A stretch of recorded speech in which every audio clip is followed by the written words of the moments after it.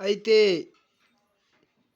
కడవరి దినములలో కొందరు అబద్ధికుల వేషధారణ వలన మోసపరచు ఆత్మల యందును దెయ్యముల బోధయందును లక్ష్యముంచి విశ్వాస భ్రష్టులగుదురని ఆత్మ తేటగా చెప్పుచున్నాడు. అబద్ధికులు వాతవేయబడిన మనస్సాక్షి గల వారై వివాహం నిషేధించుచు సత్యం విషయమై అనుభవ జ్ఞానం గల విశ్వాసులు కృతజ్ఞతాస్తుతులు చెల్లింపు పుచ్చుకొను నిమిత్తము దేవుడు సృజించిన ఆహార వస్తువులను కొన్నిటిని తినుట మానవలనని చెప్పుదురు.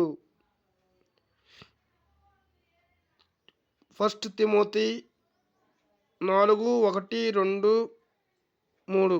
లైక్ చేయండి, షేర్ చేయండి, సబ్స్క్రైబ్ చేయండి.